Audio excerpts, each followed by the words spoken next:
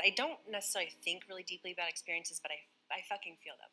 And I know that through every experience, whether it's good and I'm triumphant or bad and I'm exposed, there's opportunity in every single thing, no matter what the face of it is, defeat or victory.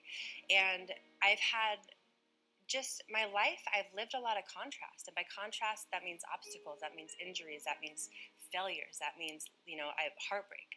And within that, having lived it truly and like letting myself feel exposed and vulnerable and letting myself learn and be devastated, I've learned that there's fucking positives and it fortifies you for whatever's next. And there's always something that's next. I'm never going to get to a place and be like, I'm here, I'm done. Let's call it quits. Like I'm in it for the long haul. And I don't care. I'm going to be 90 years old on my way to heaven still learning, because that to me is what life is about. And so when I say that my weaknesses were exposed and there's strength in it, I believe in it with all my heart. I like when there's a highlight on you and it's the softest part of you and you therefore have to look at it and either train it better or figure out why it's weak or whatever it is. If you take advantage of that, that's a beautiful, powerful thing. I think it's just accountability and ownership of your part in any situation that is a failure. Myself on the court, I'm there to perform. I'm there to, elevate my partner's play and our team play. And if I'm failing, then am I going to blame her? Am I going to blame the sun in my eyes? Like, then I'm a victim, and then I have no power. Same thing with relationships. Right before you come on here, I was telling you about my husband. We just got in a fight, and I always want to take accountability. The gold is the goal. I also want to win a gold medal every single day on the way to winning a gold medal in Tokyo. And I feel like I didn't do that in Rio. Like, I feel like my heart was in it, but I compromised a lot in certain things and certain parts of my relationship with my partner. And when things get hot and heavy, if you're not fortified together and totally aligned, shit's going to happen. And I take full ownership of that, and I learn from that, and I'm going to live that on the way to Tokyo. And if I'm doing something, I'm doing it to win it, whatever winning it means. And to me, I'm not going for silver. Like, I'm not going for bronze. I'm not going for fifth. I'm not going for the experience.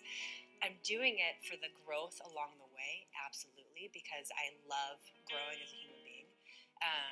And the relationships that I have that just get deeper and richer. And my life is so beautiful because of the journey to the games. If I fall short, it's not going to be a failure. I'm not going to talk like that. Like, fuck that. I just want to I don't like talking about losing. It's part of my job is to handle the losses. And one of the points of contention with Mike Gervais and I, my sports psychologist, he's like, you got to talk about losing. Like, what if it happens? Like, you need to be prepared for that. I'm like, fuck that. Like, I've lost too much in my career. I know what that's like. It's not life or death. I almost lost my marriage. That's 100 million times worse. I've lost loved ones in my life. That's a billion times worse. This is just a game that fills me up so much, that matters to me so much, that's willing to risk and suffer the heartbreak if that happens. And again, those losses and that exposure through losses, like it's said every single day, but it's so true. Like, you just learn so much more. Winning and, winning like covers up a lot of shit, and only like riding like in a feathered nest and perfect, it's bullshit. Like, it's beautiful. I strive for that. I will never say like, no, I don't want the easy path. Like, but I want to earn it and grow through it. And that generally comes through the challenging times. Like, I'm not afraid of my dark side. I'm not afraid of my mistakes. They still hurt me. They drive me. But I'm not a believer in that. Like, it's a fucking choice to be positive. And, some days it's easier than others. But it's just, if I can be cynical and negative or positive and optimistic about the future, like, I know what I'm going to choose every single time. It doesn't mean it's bullshit. Leading with love, I think, is a really beautiful thing. Love for yourself first and foremost, and love for what you're doing. Like, you're never a victim in life.